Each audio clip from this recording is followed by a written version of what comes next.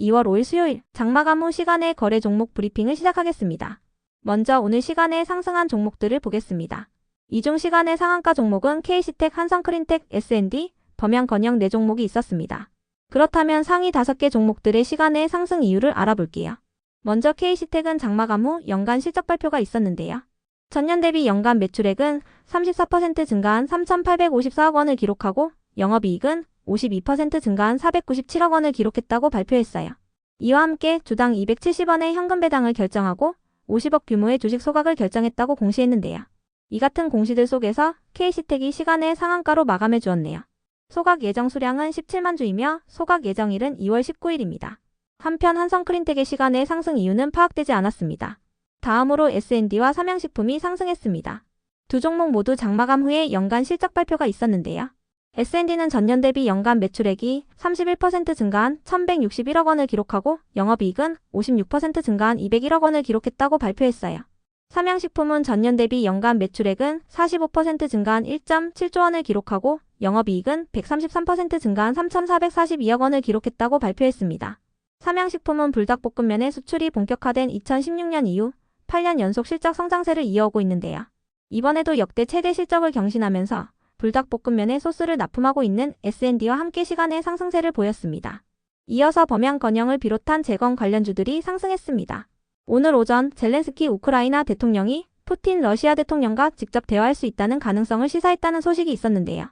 해당 기사에 따르면 젤렌스키 대통령은 영국 언론과의 인터뷰를 통해 만약 그것이 우크라이나 시민들에게 평화를 가져올 수 있는 유일한 방법이라면 이렇게 언급하며 푸틴과 직접 대화할 가능성이 있음을 시사했어요. 다만 나는 그에게 친절하지 않을 것이라며 서로를 적으로 여기고 있다고 생각한다고 언급했는데요. 이 같은 소식이 지속 부각되며 재건 관련주들이 시간의 상승세를 보인 것으로 파악됩니다.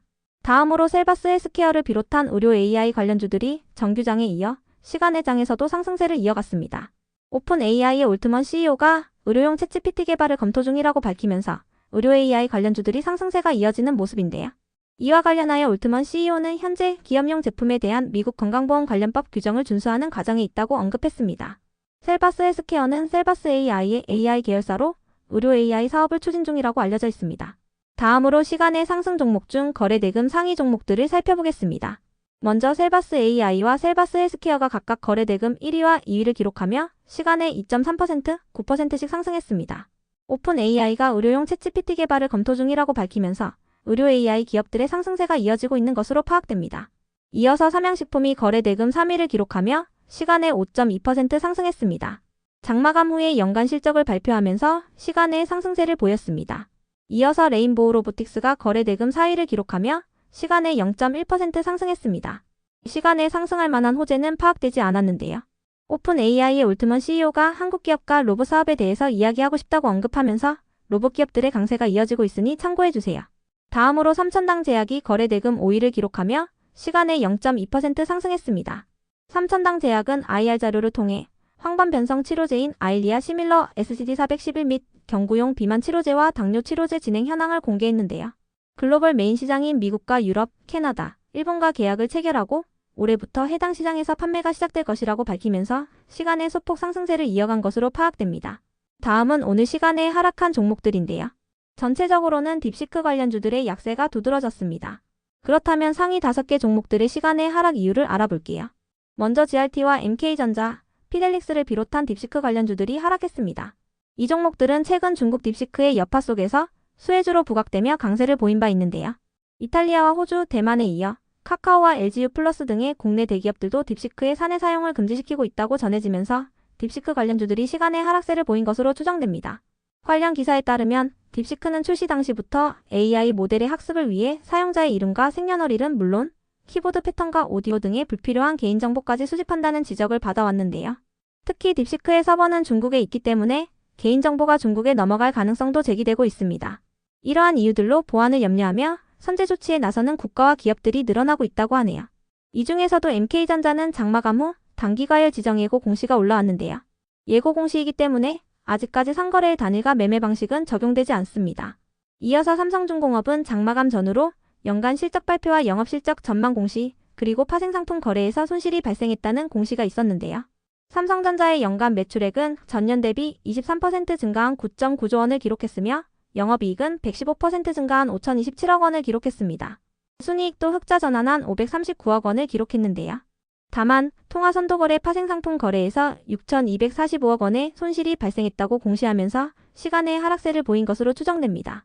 해당 금액은 삼성중공업의 자기 자본 대비 18%에 해당하는 금액입니다. 그 밖에도 KB증권에서 보고서를 통해 1월 글로벌 신조선 발주가 전년 동월 대비 82% 감소했다고 밝혔는데요. 국가별로는 한국이 31% 감소하고 중국은 92% 감소했으며 일본은 수주가 없었다고 밝혔어요. 이 같은 분석에 오늘 조선 기업들이 전체적으로 하락세를 보였으니 참고해주세요. 한편 상보가 시간에 하락할 만한 악재는 파악되지 않았는데요. 최근 미국 국제무역위원회가 중국이 흑연을 인위적으로 낮은 가격에 수출하여 미국 흑연 산업을 저해했다는 예비 판정을 내렸다고 전해진 바 있습니다. 흑연은 전기차 배터리 응급제의 핵심 소재로 이번 예비 판정 이후 미국 상무부의 최종 판별이 이루어진다면 중국산 흑연에는 추가적인 관세가 부과될 것으로 전망되고 있는데요. 해당 소식에 최근 상보를 비롯한 흑연 관련주들이 상승세를 보인 바 있습니다. 다만 트럼프가 중국 시진핑 주석과 통화하겠다고 밝히면서 미중 갈등에 대한 우려가 일부 완화되고 있는데요. 이 같은 분위기 속에서 상보가 오늘 정규장 시초가부터 하락세를 보인 것으로 추정되니 참고해주세요. 다음으로 시간의 하락 종목 중 거래대금 상위 종목들을 살펴보겠습니다. 먼저 삼성중공업과 하나오션이 각각 거래대금 1위와 4위를 기록하며 시간에 3.3%, 0.6%씩 하락했습니다. 참고로 HD현대중공업도 시간에 0.4%의 하락세를 보였는데요.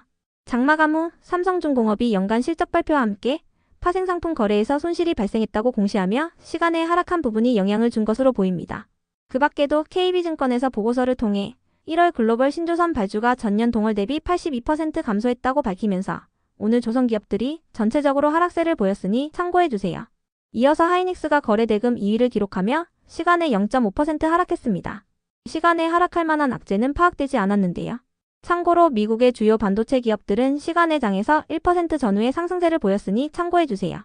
다음으로 카카오가 거래대금 3위를 기록하며 시간에 0.4% 하락했습니다. 시간에 하락할 만한 악재는 파악되지 않았는데요. 카카오는 오픈 AI와 AI 분야에서 전략적 제휴를 맺었다고 알려지면서 오늘 5%대의 상승세로 마감했으니 참고해주세요. 이어서 사면이 거래대금 5위를 기록하며 시간에 1.6% 하락했습니다. 시간에 하락할 만한 악재는 파악되지 않았는데요. 사면은 오늘 로보테마가 상승하면서 19%대의 급등세로 마감한 종목이니 참고해주세요. 끝으로 전일 시간에 등락률 탑5 종목들이 오늘 어떻게 되었는지 추적해보고 마치겠습니다.